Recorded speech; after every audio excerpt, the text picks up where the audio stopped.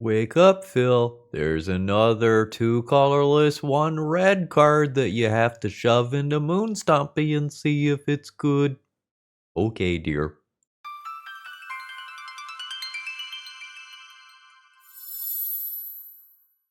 Hello, folks. Phil Gallagher, aka ThrabenU, here for another Legacy video. And today we are going to be testing out Tersa. Testing out Tersa. Okay, nailed it. We're ready to go. Tersya Lightshatter from Tarkir Dragonstorm is another one of these cards that potentially fits into Moon Stompy. And thank you very much to Brian for giving me a dealer's choice donation deck list to let me play around with some sweet cards. This is a competitive-minded video. We're going to see if this card is the real deal, or another screaming nemesis, where it's perfectly fine to play the card, but it might not be optimal. As a 3/3 haste, this is a good starting stat line, right? Like, we know that the 2/2 haste menace of Broadside is pretty good, but Broadside is also packing a lot of other abilities. Tersa offers us 2 things. Number 1, when Tersa enters, you discard up to 2 cards and then draw that many cards. So this is immediate on enters Fable of the Mirrorbreaker style ability. Note that this is a discard up to, then draw that many cards, so you have some control over this here. And whenever it attacks, if there are 7 or more cards in your graveyard, you exile a card at random from your graveyard, and you can play that card this turn. So this is very similar to something that we see on Caves of Chaos Adventurer, which is a card that is certainly playable in this deck, but is currently not in favor. The initiative has just been too hotly contested recently for most people to want to jam this. You'll still see it sometimes, though. So this is somewhere between a Screaming Nemesis, a Caves of Chaos Adventurer, and a Fable of the Mirrorbreaker.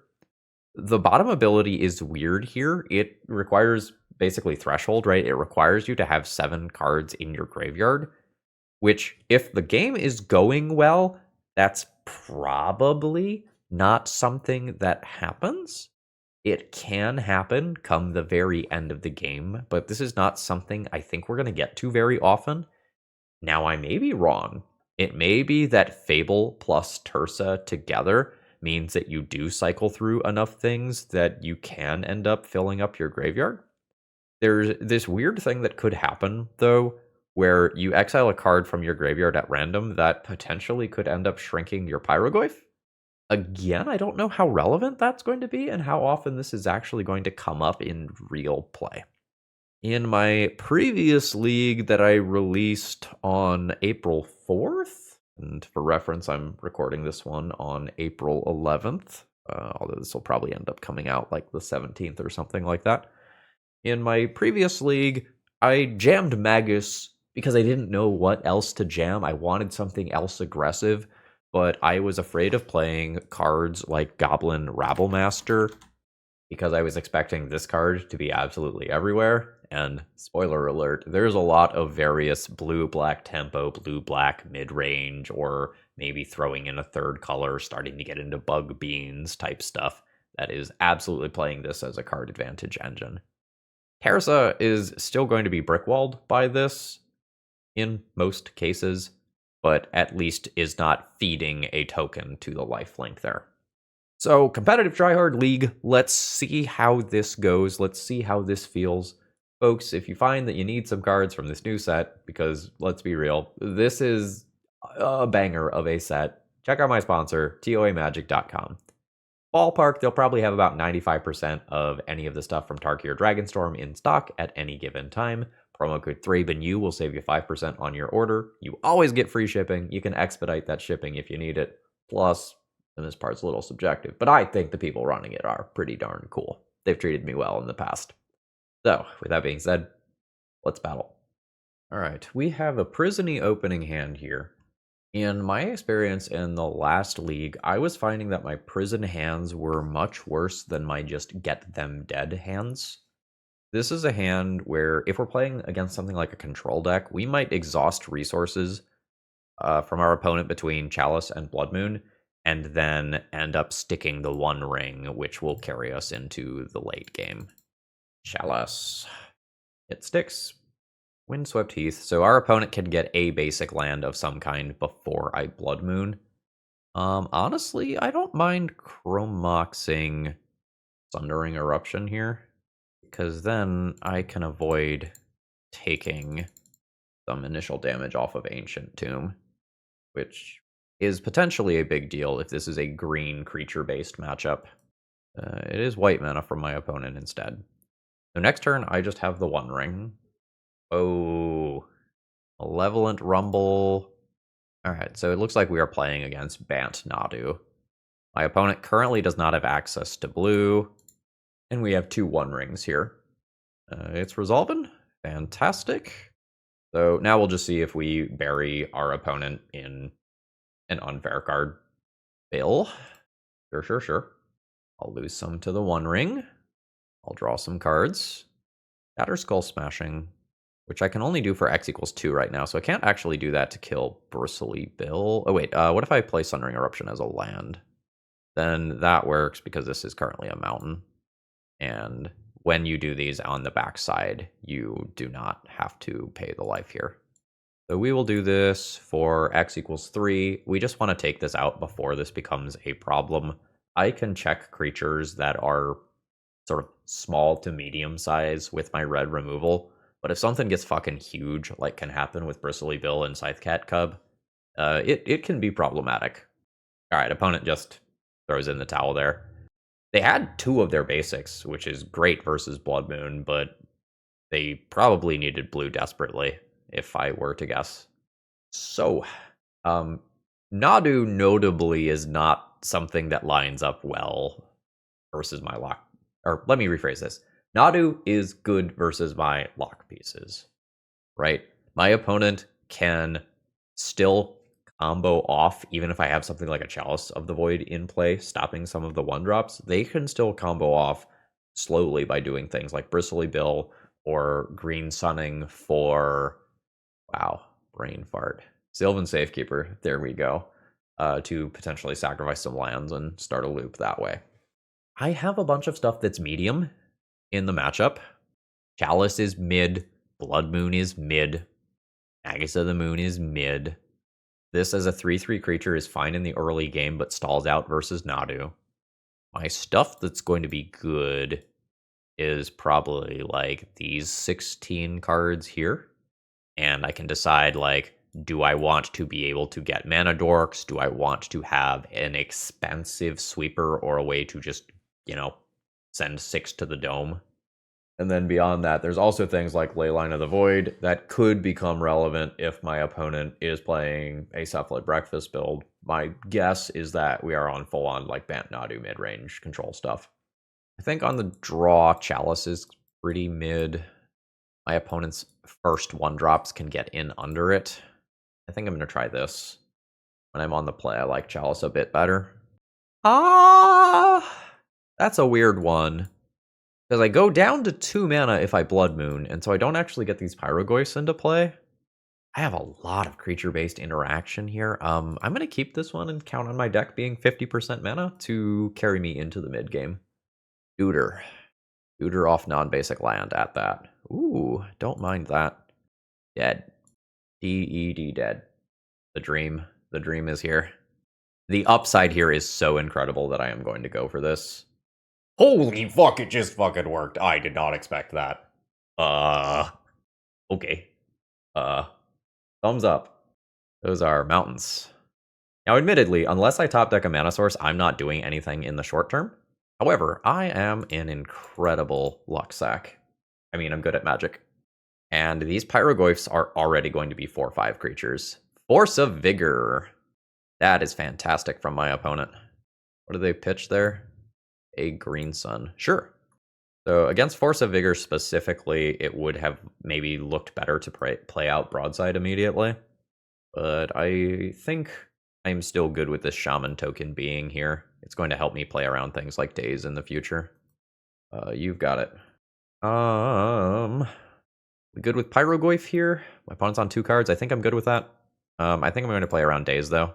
In a way that doesn't lose me the Goblin Shaman token. Wait, can I do this differently? Yeah, like this is actually better, oddly. So we're Pyro Goofing. We Pyro Goof. My opponent gets a Nadu trigger, getting a Green Sun, which can be another Pyrogoyf. Opponent goes to 17. I think I'm okay with using my resources efficiently here. I think I would be okay with this being dazed now. All right, cool. So hopefully my opponent does not have 1-drop Enabler plus Nadu immediately, as that is something that could beat me. There's 1-drop Enabler. I know they have a Green Sun. We are currently chilling. Is my opponent just forced to play this out to attempt to combo off next turn? Is that what they have to do, or is there some trick here? I guess let's find out. It is a Swords. Sure. I'll send in, make my treasure, which I was planning to throw at this. That's not currently happening. I'm going to go ahead and use 4 mana to Pyrogoyf. This can just be 8 to face, which is not enough. So I will send 1 at Nomads in Core and 1 at face. I don't need to play this as a land. I can hold Fury to do next turn to clear out another creature if I need to. There is a Nadu. So I have 6 damage showing. I think I just Sundering Eruption a land and make it... Oh no, it's creatures without flying can't block. If I play Tersa, my opponent blocks a Pyrogoyf and takes lethal. So Tersa seems fine here. Discard up to 2 cards, draw that many cards. I like these cards perfectly fine. Haste here, obviously relevant. And we run over our opponent. That is a matchup that I think is going to be very scary on average, but we out-aggroed our opponent. Although, honestly, this was a pretty interactive game. This is turn 6. Today's video is sponsored by Moxfield.com, which is just the best place to host your online deck lists, and I don't think it's close. I think it's wonderfully organized, and you can have a great system of folders so that you can go through, separate your decks by whatever you want. I separate mine by format. I have just a few legacy decks, and Moxfield is able to keep track of all the decks that even someone like me makes. So please consider checking them out. So we have a mix of lands and spells, but no real plan here. Not a good one, anyway. We'll mulligan this. This is mid. I think this is a hand that we probably play Tersa pretty early on and try to get to a 4th mana for the ring. Opponent's a fan of the content and says hello. I'm going to throw back a Broadside here. I think the Broadside is a perfectly fine card in this instance. I want to still have the option to Fury Broadside, throw Fury. I don't know what we're playing against yet, obviously, but I want to have options here. Oh, Fable's really good. How do we feel about Fable versus Tersa? Tersa's looting gets under Orcish Bowmasters. This stabilizing my mana is a big deal if it works. I don't know that this is going to work. This is a great Daze, Spell Pierce, Force of Will target. And this is actually counterable by more things than Tersa is. Cryptic Coat. So we're probably playing against a blue-white X Stoneblade deck with Polluted Delta here. Let's maybe guess that our opponent is playing Esper Stoneblade. So slow, dirtily stuff that the One Ring is probably going to end up being pretty good against. And then my opponent is in this spot at the end of turn where they have to think about whether they're more interested in a Surveil land or more interested in a mana source that plays around Blood Moon.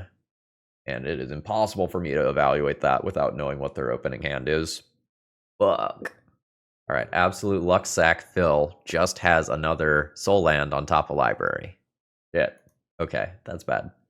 And this is why a lot of times you play out Fable of the Mirrorbreaker first in decks like this, because it's stabilizing your mana base, so this sort of thing does not happen. Matters so much. Woohoo! Don't love that. Don't love that at all. I've seen multiple Wastelands already. Maybe my opponent is not actually on white mana. Is there a reason to play Cryptic Coat if you are base blue-black? Also, what do I do this turn? Like, Tersa seems obviously good unless my opponent has Bowmaster, at which point it's quite awkward and I might need to just fucking deal with it. Chalice of the Void is something that I could play now. I think Chalice of the Void is something I want to play after I get Wastelanded again. I think I am into this despite the awkwardness. Ooh, full-on Force of Will again. Nice, we are dodging things like Daze. Alright, Baleful Strix, got it. Okay, opponent had the Bowmasters, but still opted to counter Tersa. That is, I think, reasonable. This turn could go very, very differently. If my opponent has mid-range stuff like Kaito, that stuff could just happen here, instead of my opponent just wastelanding me into oblivion immediately. Alright. Not a fan of where we're at. I think I need to sort of awkwardly clear the board here. Less so for the short-term damage, and more so if I don't clear this and something like Kaito slips in at a reduced cost, it would be a really big deal. Oh, that is rough timing for me in terms of using that Fury. I don't regret it. I don't think I am supposed to take the extra damage there. But now Clue Machine gets to get going. Hopefully my opponent does not have the, would that be like land drop 4 or 5 here to nice keep things going. So I don't have a play here, but my opponent can't crack these clues. So this was stalled out until a second ago. This is now not great. They're just going to cash it in immediately and replace it. Fair enough. I've seen 2 Force of Wills go down the drain, but my deck being 50% mana is not cooperating here. I have some solid stuff in hand for if we get to a point a little bit later. We're not there yet. And we will make a clue. And I am more and more convinced that Cryptic Coat is just value BS rather than part of an Esper shell. Like, I think this is like Strix, Tamiyo, Goyfs, Bowmasters, Kaito, like that sort of nonsense.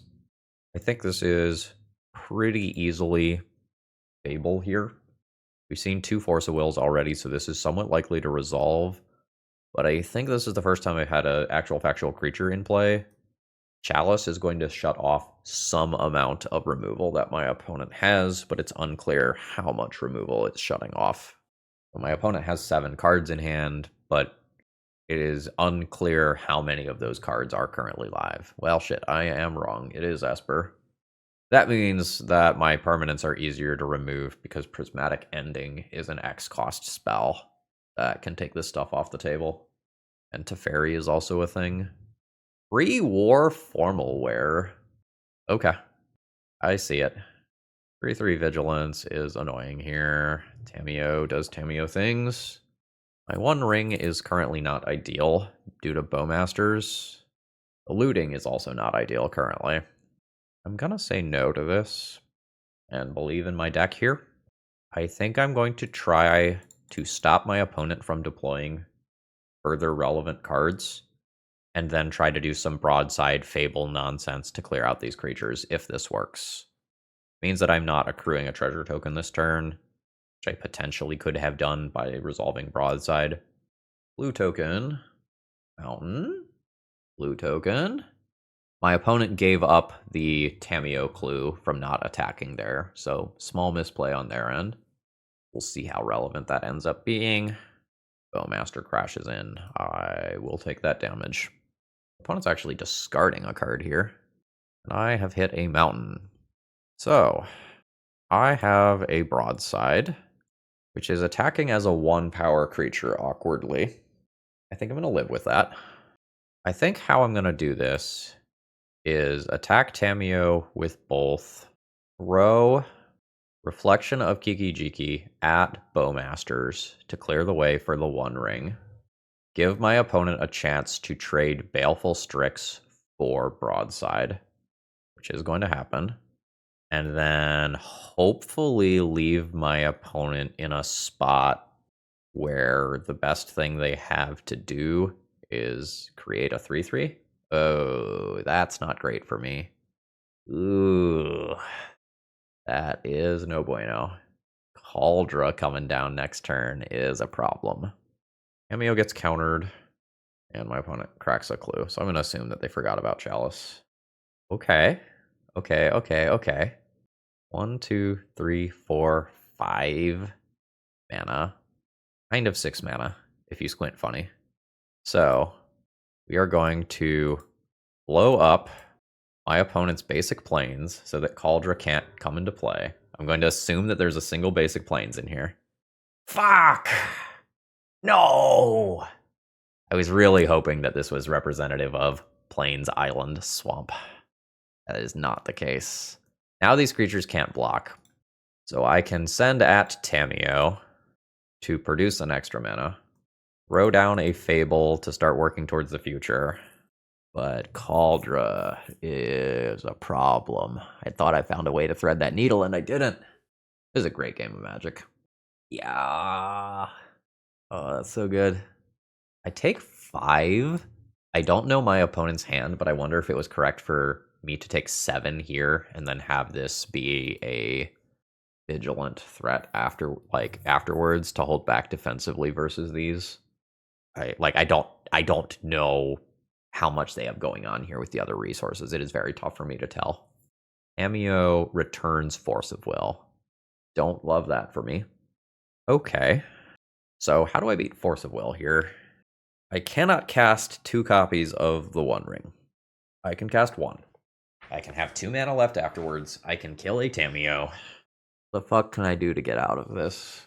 I don't have anything like Ensnaring Bridge that can stop Kaldra from attacking. I would need to do something that's good enough for my opponent to counter, and then do something else afterwards. So the thing afterwards would be the One Ring. I will have 6 mana. I'm going to loot a One Ring, try to find something to do. Yuri. Okay. Being at 6 is such an incredibly awkward life total. I think I'm just always dead to this. Equip. I think I'm going to send in at Tamiyo and try to take this body off the board. And then maybe sometimes I live at 1. Okay, opponent blocks with the Orc Army token. Now my goal is that my opponent counters this Fury. Okay. Succeeding so far. There's Kaito. And now I hope that my opponent misses killing me with pre-war Formalware, and that I get to resolve the One Ring at 1 life. And then maybe miracles happen. Stoneforge. Yet. Wait. Okay, now you equip pre-war Formalware and that kills me.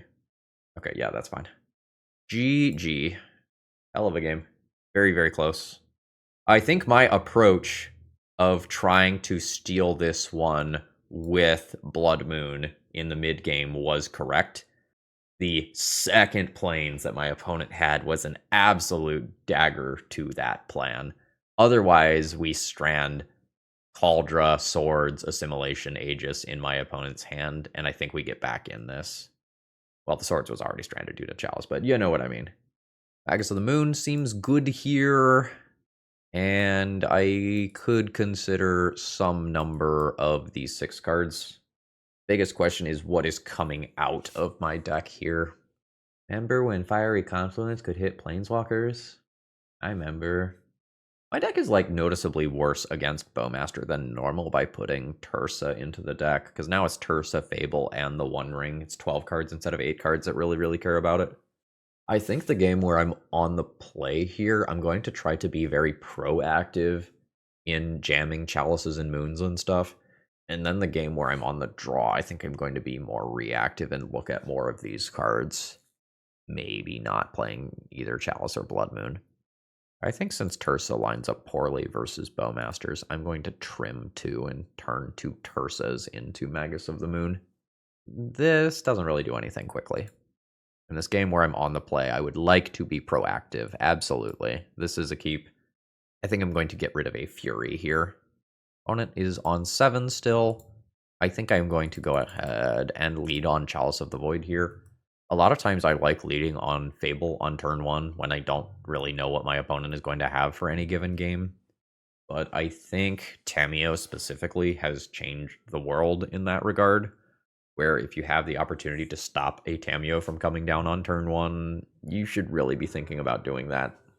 Tamiyo is so good against the Blood Moon stall outs that can happen. Doesn't happen this time, but like we want to respect that. As we saw last game, those clues absolutely fucking mattered.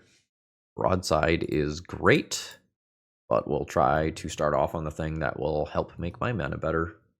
Prismatic Vista and Stoneforge.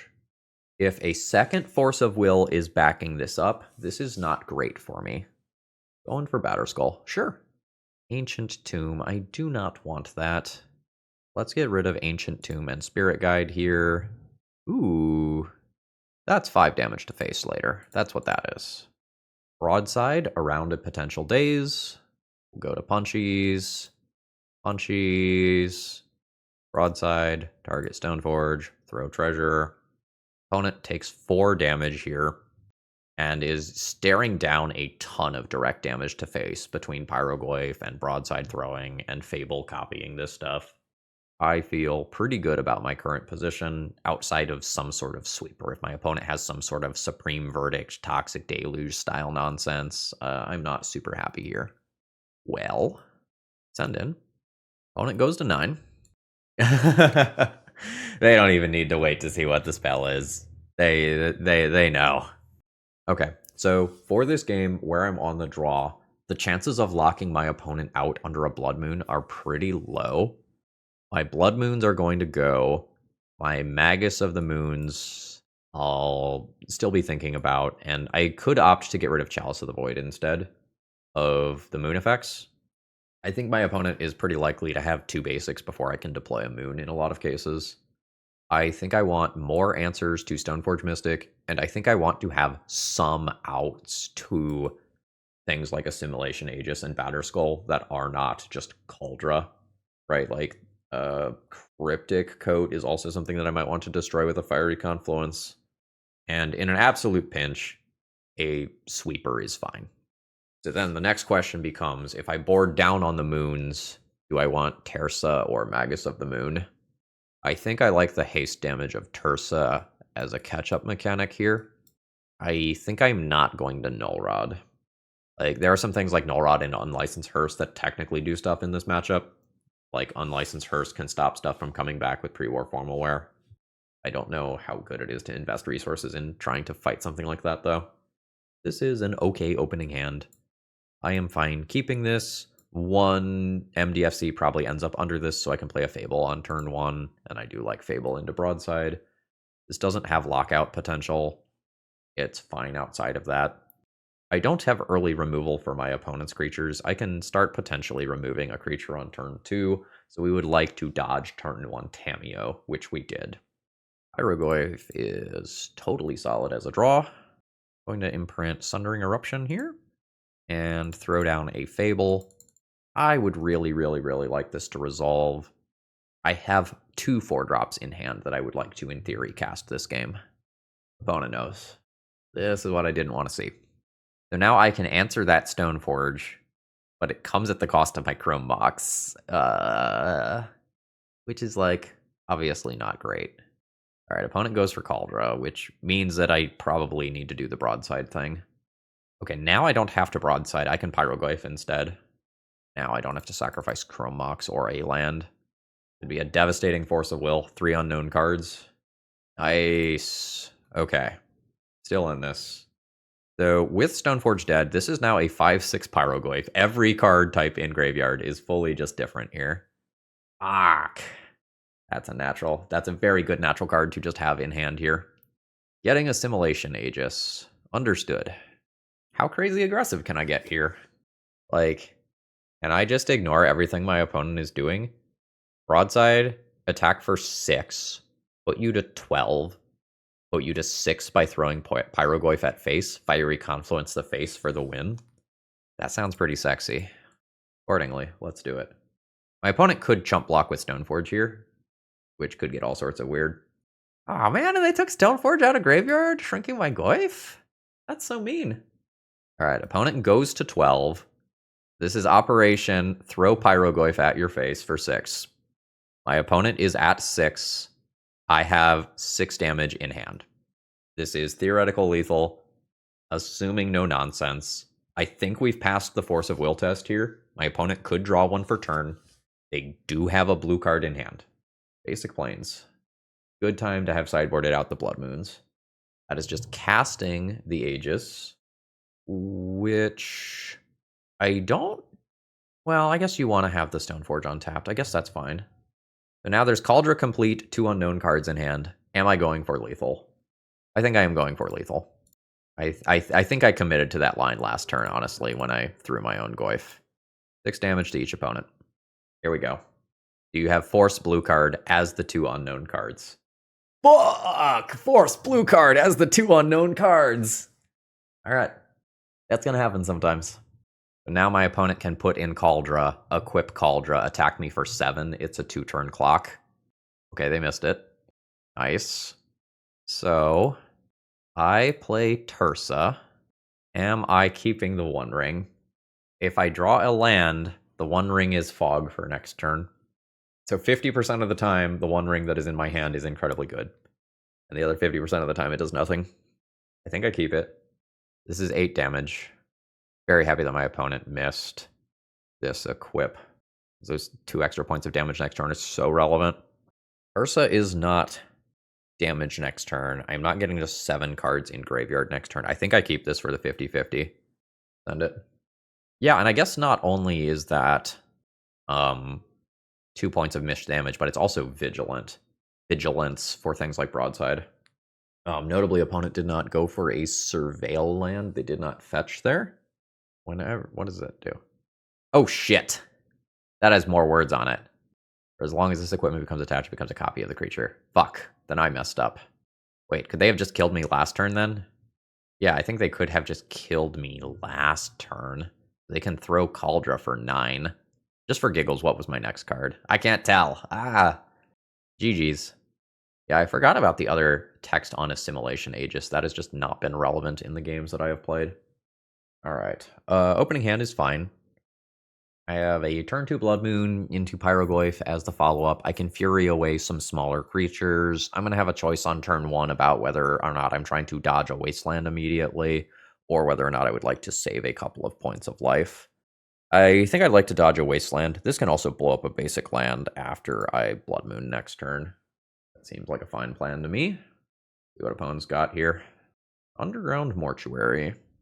Gunking a Bayou. So this is maybe something like a Cradle control deck, you know, some sort of Elvish Reclaimer, Natural Order, mid-rangey stuff. Could also potentially be Witherbloom Apprentice combo. That's not super common right now. United Curator is fine. So these are both non-basic lands. We're just going to Moon this turn. I don't think I'm going to Fury immediately. I think I'll take 3.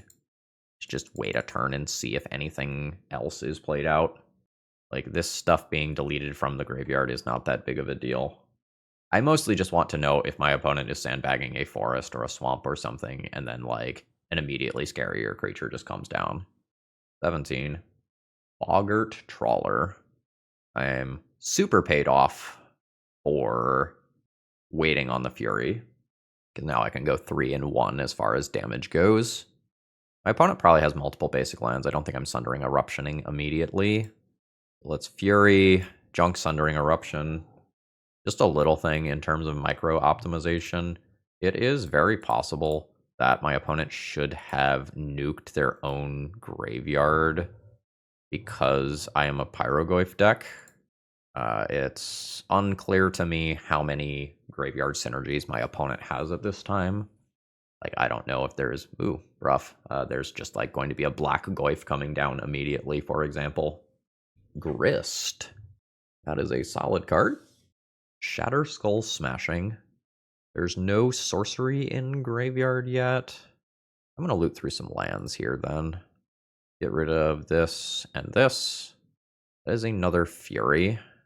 Fury always kills Grist plus Insect token in some capacity. I think I would like to hardcast Fury this turn. So I think what I'm going to do here is see if my opponent wants to block to save loyalty on Grist. I expect that the answer is yes. Grist has 4 loyalty, and Fury's trigger deals 4 damage, very conveniently. We don't want to do this pre-combat. If we do this pre-combat, my opponent leaves the token in play, which in theory could be relevant for something like a Gaia's Cradle if the Blood Moon ever leaves play. Now, hopefully, I am just ticking up to copying this creature and running away with the game. I don't think the straight-up Cradle control decks are on Boggart Trawler. I think it's more likely that my opponent is some Green Sun-based brew that's not exactly like that, but is in the general ballpark. That is a Boseiju. Yes, I will use that ability. I will pick up a mountain. Lazotep Quarry, that's the desert. What does it do? Exile a creature card from your graveyard, make a token copy of it. Fucking Eternal Witness in the year of our Keranos 2025? Wild. Getting back a grist. Sure. So, Fable again. Would I be fine with this creature blocking? Yes. Yes, I would. Make my treasure. Alright, didn't think so. 11. This is 5 damage to face. 4, 7, 8, 9, 10, 2, 4, 5, 6, 7, 8, no. Alright, so I don't get to have my cake and eat it too here. I think I am okay with that. I think I'm just going to play another Fable here, keep the mid-range stuff going, and then just blow up Eternal Witness so my opponent can't grist minus with it. 2 points of damage is fine. Get that out of here. And then, basically, I think I kill my opponent literally or effectively next turn. If Reflection of Kiki-Jiki makes it around the table, Reflection of Kiki-Jiki Fury, Reflection of Kiki-Jiki Pyroglyph are both just absolutely disgusting.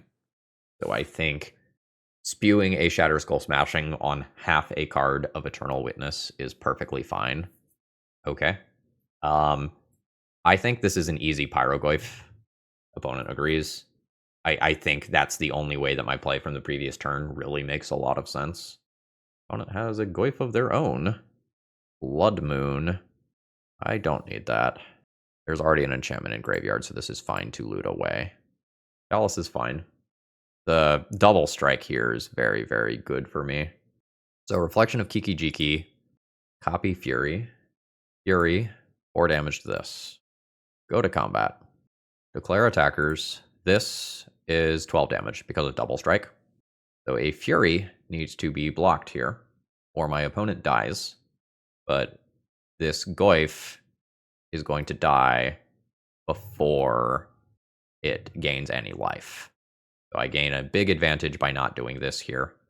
And I know that my opponent has Grist in hand. I believe that this game is over, so I'm going to do something that you normally should not do, and put Chalice of the Void on 3 in your deck full of 3-drops. Normally, this is not a thing that you do. But, like, the game should be over here. Note that the Lazotep Quarry can be activated to make a 4/4 zombie token copy of something, but 4/4 is a bad number. And my opponent has exactly 1 card, so I think we're good. And we're good. Cool game. So, how saucy is my opponent over there? So, like, Cabal Therapy probably means Orcish Bowmasters. Are we Nick Fit? Are there veteran explorers? Is Eternal Witness part of some Allurin style bullshit? Unclear exactly how much we care. But my lock pieces that are in my deck game 1 are probably not great versus my opponent. My opponent's going to be on the play. They can proactively do some things to deal with what I'm doing. I'm going to go down on this sort of stuff. Probably bringing in unlicensed Hearse. We saw Eternal Witness. We saw Goyfs. We saw Cabal Therapy. These are probably fine. Blood Moons can turn into these and these. And then maybe I play 1 Chalice or 1 Magus of the Moon to round things out. It's a little tricky from there. So the upside of Magus of the Moon is that Magus of the Moon is sometimes 5 points of damage. The upside of Chalice of the Void is that sometimes Chalice of the Void stops efficient removal spells like Fatal Push. But I don't know my opponent's removal spread. Like, are we Shouldered Edicts? Are we Snuff Outs? Are we Dismembers? Are we Fatal Pushes? I don't exactly know. Then there's also like Decays and Assassin Trophies too. I'm going to play 1 Magus of the Moon. Alright, Tersa. I'll believe. A Thoughtseize taking this Tersa would be an unmitigated disaster. Mana Dork, that's fine. Ooh, legendary. Awkward. Whatever. Romox. imprint a thing, do a thing, do a more other thing. I'm going to throw a sorcery into the graveyard. I'm going to throw the other Tersa into the graveyard. This is reasonable. And in for 3. 16. Tersa made that hand a lot better. My next turn is really variable. Like, I might give up City of Traders to Shatterskull smashing away 2 small creatures, for example. Goyf. Goyf's not great for me. How am I beating that? Currently unclear. That's future Phil's problem. I think present Phil would like to not lose City of Traders while making a land drop. That was wrong. That was wrong.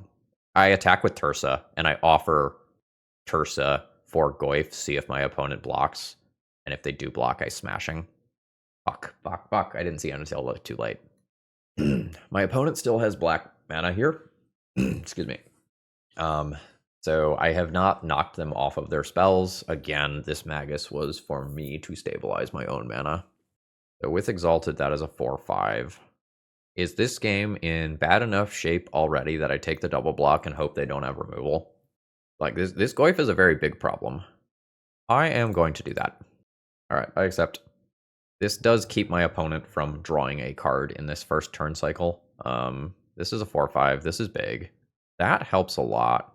How big is Shatterskull smashing? 2, 3, 4. Not big enough. So we go down this rabbit hole. Draw. Dead is not bad. Am I deading the Hierarch, or am I goning the Goyf? I think next turn I'm probably goning the Goyf while playing Fable. No land drop this turn, I think. Sure. You may surveil. So, opponent either has more than one Lazotep Quarry, or they have just seen that singleton twice in 2 games. Oh, we didn't see red last game, did we? I don't think we did. For Jundin. Fuck. Alright. We'll get more creative. Lose 1. Draw a card. Okay. Yeah. Pyrogoyf is worth 4 damage. Pyrogoyf plus dead kills 1. That is 5 mana to kill a Goyf. And then I can try to set up Fury plus Shatterskull smashing on another. I can also Pyrogoyf and Fury, and then that kills Ignoble Hierarch and a Goyf. Yeah, okay. Let's do this. So Pyrogoyf, 4 damage there. Fury. I'm going to make my land drop at this point. Then Fury, pitching a Shatterskull smashing.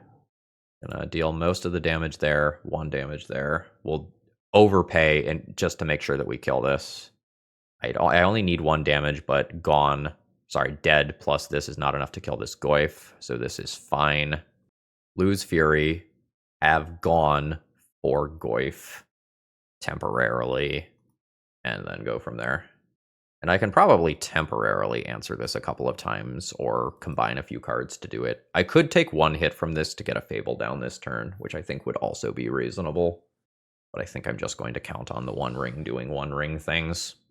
I could also just trade Pyrogoyf and Dead for their Goyf more permanently, and just assume that the 1 ring does 1 ring things. I think I'm going to gon it, though. I think I like this in terms of tempo. I'm just drawing so many cards here. Assuming no, like, Bowmaster style punish. I think I like this. I'm also just working towards a Shatterskull smashing. Answering this. 15. Fury's great. Draw some cards. Ooh, yeah. Okay. So this is 5 toughness, assuming that nothing goes wrong. Broadside does this for me very cleanly. So I'm going to go ahead and play Broadside. Go to combat. Send in. Fine, just throwing this Goyf for 6. I'm fine just throwing this Goyf for 6. Yeah. There's a few different ways to play this where, like, I throw a Fury. I think I want to save the Fury for later. 17. I believe that this is worth the life to get this going. And then I have a machine gun for small things. And Broadside plus Fury just ends the game next turn in all likelihood. Of note, I do have 8 cards in my graveyard for this. Pernicious Deed. Okay. I'm going to lose 3. I don't need Chrome Mox here. I probably don't need Shatter Skull Smashing here. Sure. So this is my red card for Fury, which is just 7 direct damage to face. So let's play Tersa. 3, 4, 5, 6, 7, plus another 7, 14 damage. I don't think I need to do anything about this stuff. Ooh, sure. That's pretty good. So I'm going to exile a random card from my graveyard. A Sundering Eruption. Opponent is at 12. Pernicious Deed is a little problematic. It's really counting on a lot of direct damage there. Let's try to find a new One Ring with this draw. Okay, I did. I also found Pyrogoyf that just goes to face next turn. That's pretty darn good. We'll just One Ring, though. Keep the one without counters. Am I fine paying 1 life for 1 card while at 7? Yes. That's fine. Whereas I don't want to, play anything else out here. I would like to attempt to deal 5 combat damage to my opponent directly next turn. Still don't know whether or not my opponent is on things like Veteran Explorers. I've not seen any confirmation of actual factual Nick Fit style stuff. We haven't seen what the red is for. Could be Sideboard Blasts. That was played as a land. I'll take 1 from my ring. Fiery Confluence is hot. So I would like to use this mana while I still have it. I'm going to go 1, 2, 3, 4. Fiery Confluence face for 6. Because when I go to combat, my opponent is going to blow this up and I'll lose the Chrome Mox. Go to combat. Opponent Pernicious Deeds. Pyrogoyf has now grown. Do I actually need to tap this Ancient Tomb? I don't know that I do. Let's just Pyrogoyf off double Spirit Guide here as to not tap that. And we have gotten the GGs from the opponent here. So they've got a pretty interesting Jund value deck of some kind. We never figured out what the red was for, though. GGs. Okay. I think I'm going to keep this one. It's a little variable in terms of where we go and how we do things. Now I'm under pressure from turn 1. Sure. A lot of this game is going to be does my opponent have days? It's now less attractive to put Pyrogoyf under Chrome Mox, because I, in theory, need to kill Delver of Secrets at some point this game. We're going to Chrome Mox. I'm going to give my opponent a chance to daze that. I think I'm going to go Spirit Guide under here and play a Chalice of the Void. If Chalice of the Void on 1 resolves, then DRC and friends aren't live, and Blood Moon is a lot stronger. Okay, cool. So now Wasteland is a thing that could potentially be spooky. Delver does not blind flip. That's great for us. I'll take 1. And we weathered the turn. Now, I believe despite the awkwardness here, I go for Blood Moon, sacrificing my land. I think I just need to play around days. Opponent does have a basic island. But Blood Moon is in play. That means I'm not going to get Wastelanded this game. And we can start working towards Pyrogoyf doing good things. This is probably going to be a Seek the Beast. Oh, it's a Brazen Borrower instead. Sure. No Delver flip again. Another Delver. This is where I would like to hit, a Fury and just take out both of those. That's very good in a minute. But I could take an exceptional amount of damage if both of these Delvers blind flip next turn. Sure. Dal's back in play. So, we dodged on Delver a couple of times, but now our opponent does the thing. Unfortunately, one of the cards that I play this turn is just Dazeable. I think I play Pyrogoyf here. I have judiciously played around days this game, so this is the first opportunity to hit me with something. Yeah. So I get hit for 6, I go to 3, and now I hopefully just do broken things with the One Ring. Alright, cool. Last unknown card was not another Daze. That's great. I would like to find Fury. Fury clears both Delvers. Bobble's fine. Okay. So they get their card. I lose a life. I draw 2 cards. Sundering Eruption. Not what I'm looking for. I play a new One Ring to refresh. Keep this one. I want to say 19. I think we're drawing.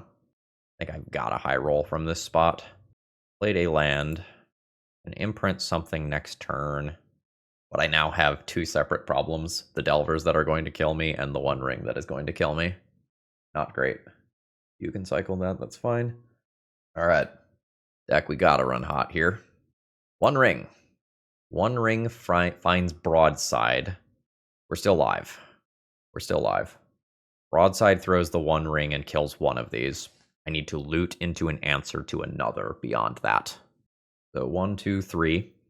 So I will junk a Chalice, junk a land. Another Broadside? My stuff is mountains, so the bonus lands here are not active. So I can play a Broadside. I throw the One Ring. Need my opponent to mess up.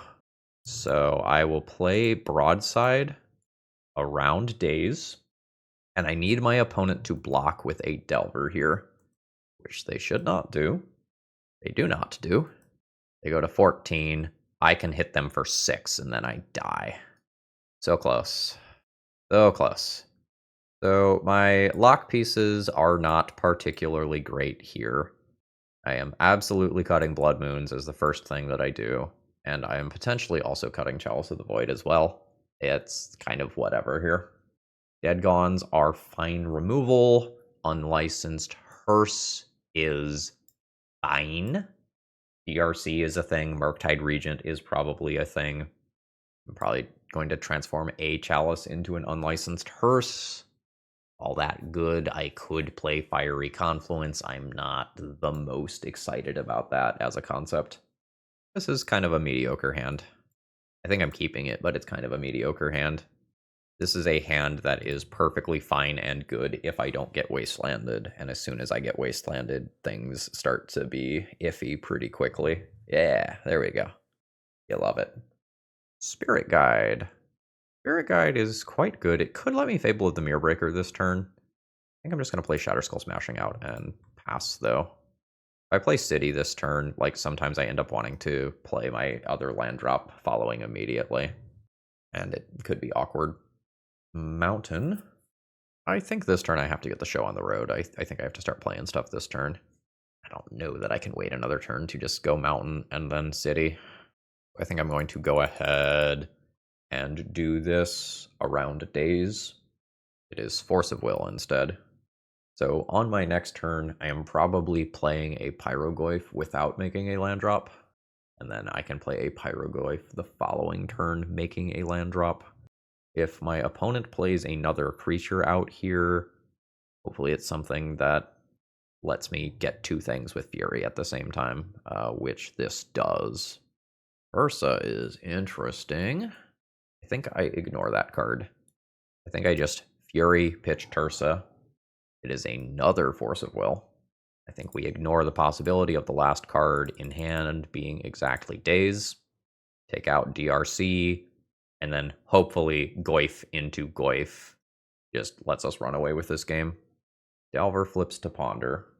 The slow cantrip of Bobble is maybe not what my opponent wants. I will take 3.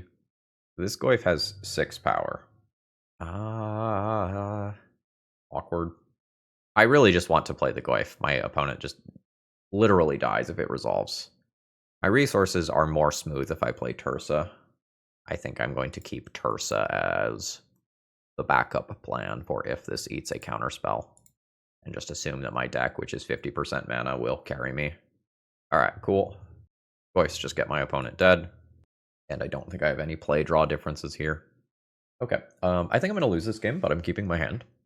The hand is good. The hand has a lot of potential. But if my opponent leads on a turn 1 threat before I deploy Chalice, things get scary so quickly. I think we dodged that bullet, which is great. My lands will do a lot of damage to us this game. Pyrogoyf is not really what I'm looking for right now. I'm going to be honest with you. We're going to attempt our I win button, which I assume won't work. I'm hoping my opponent dazes, I Spirit Guide, Chalice Sticks, and I do a happy dance. But I'm fully not expecting that to happen. My opponent kept this hand on the play that didn't have a turn 1 threat. There's the daze. I pay. Can you follow up? You can. Pitching another daze. Sure. Wasteland. All right, that's fair. I think I am optimizing this to save life rather than to mitigate the disaster of a second wasteland. Second wasteland taking my only red source would be very, very bad. Nice. I am fine playing that here. That saves me so very much life. Oh, it sticks. Nice. Bolt, end of turn? Bolt, end of turn. Yep. So the scary thing here is like a Murktide Regent that comes down on 2 mana and then is just like giant. Oh, nice. We dodge. I'm going to say yes. I'm going to get rid of Ancient Tomb. The rest of these cards are fine. Maybe I can get rid of Mountain too. All right, my lands came back. Let's play a new Fable of the Mirrorbreaker here. It's in play. And I'll pass a turn here. More bolts, more bolts. Opponent's got to have something in hand, right? Third land drop, a Ponder. I have both of these Fables ticking forward. They're pretty reasonable. There's finally a threat. Unlicensed Hearse is okay. I think I'm just kind of good with my hand, though. The Hearse is very good against theoretical Murktide Regent. Maybe I just loot through this, though. Like, maybe it ends up being too slow. Like, I'm playing Goyf into broadside throw stuff. Let's loot the Hearse. I'm going to keep the lands, though. I think I'm playing lands both this turn and next turn now. So there's one unknown card. It could be Daze. If it's not Daze, this is disgusting. It's not Daze. Take out DRC. Now I have, if my opponent does not have yet another Lightning Bolt, yeah, I just do copy Pyrogoyf nonsense potentially multiple different times. Deck's good. Okay. I don't do anything on turn 1 with this hand. I have an aggressive creature. I have a Blood Moon. I can loot through some excess lands. I've got Fury for some small creatures. This is okay. Excuse me? All right, Saito-san. Mad respect. Hidden Gibbons. Am I playing a tapped Sundering Eruption or am I playing a Mountain? I think I'm just going to play the Resilient Mountain here. Sundering Eruption is a red card. All right, just chilling. I think I'm okay casting a Blood Moon. I am cutting my opponent off of at least one color here and saving myself some amount of damage in the future. Like, my opponent presumably gets basic forest right here, but then does not presumably have basic plains immediately. Oh, I hope I dodged that sneeze on the mic. Green Sun for 2 can get something that can answer Blood Moon, but my opponent probably won't have the mana to do that immediately, meaning that I just Fury that creature away and move on with my life. So Fury, pitch Sundering Eruption. Would be a Savage Spirit Guide, but I'm not expecting that from my opponent here. Then all Tersa. I'm going to get rid of this, I think. I want land 4 to be able to Pyrogoyf. Let's get rid of these. Alright. Send in for 3. Luckily, my opponent's Mountain can't bounce my legendary creature. More Gibbons. Do not cast instants. I understand the assignment. 13. I'll drop a land. Drop a Fable. I can loot through some more stuff on my next turn. And opponent is just passing. I'm gonna say yes. Okay, no, they're done with me. No instants here. No apes for you. Apes for me though. So, opponent is obviously on a brew. And the question becomes, what sort of brew? We are probably in the green-white Maverick ballpark. I've non-ironically cast a Hidden Gibbons before, but it's been a few years.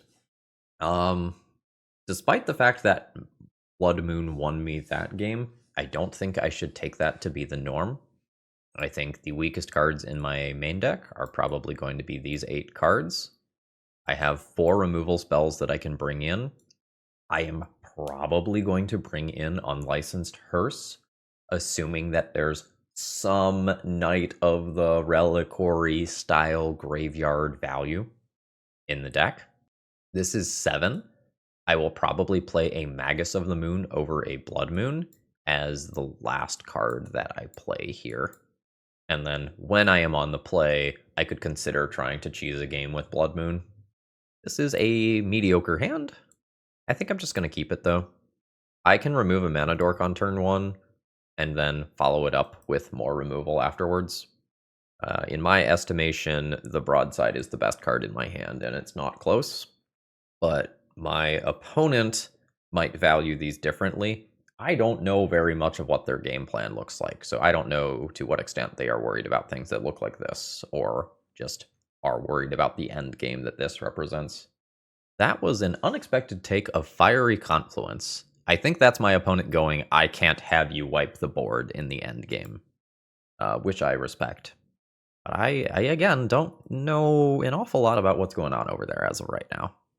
Okay, well, let's play a broadside that I imagine is walking into a removal spell of some kind.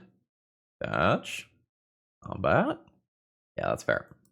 Wasteland's definitely scary here. What you doing over there?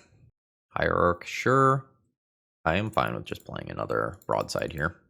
The upside on this is pretty high if this works. It does not work. I don't think I am going to Fury Noble Hierarch, and I hope I don't regret that. Basic Plains. Green Sun for 3, it might be Grist. That's fine. I will take a point of damage. Oh, Plague Engineer milled. Okay. So I am interested in Tersa here. I think I'm going to discard this Hearse. The other cards are fine.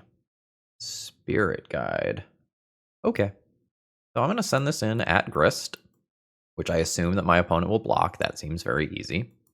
Then second main phase, I'm going to take out Grist. I think I do that pitching the Dead Gone. And then I have Tersa on board to my opponent's Noble Hierarch. I have 3 cards to their 2 cards. Ooh, land is probably not what they want here. I'll take my 1. That's fine. Let's start Pyro Goofing this turn. Send in for 3. Opponent is at 14. I could also just play Fable of the Mirrorbreaker here and get that going, and then Pyrogoyf off more stable mana, which is also probably fine. I think this is, and I probably win this one either way, so let's do it in the way that leaves me with more options.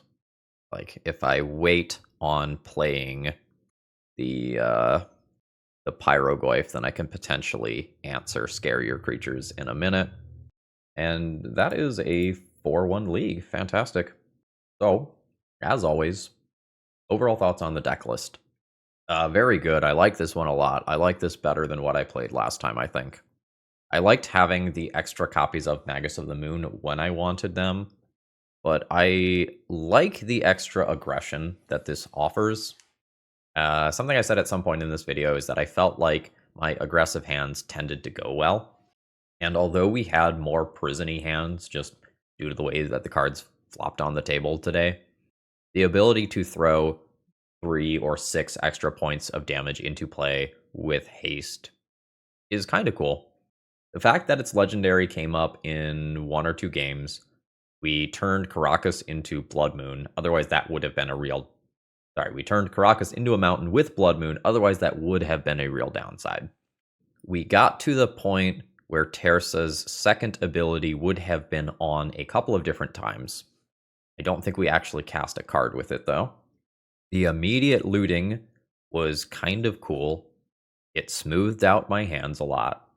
I think this is officially in the, like, this is a serious contender for the deck, not a, this is a fun flex slot.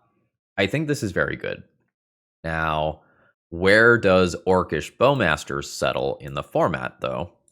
Because Bowmasters was fine against this deck, but as soon as you throw more looting effects into it, and like if you are relying on those looting effects to churn through your deck, you will get worse against that card. And last time I checked, it was 25% of the format. We've seen it as high as 40 some odd percent of the format in the past. And all I'm saying is there's a lot of blue-black running around in leagues. Though my sample size is small here, we won 4 of those 5 games. I think this card is the real deal. I think I give this one my competitive seal of approval. Is it as good as Broadside? No. Not having the menace absolutely matters.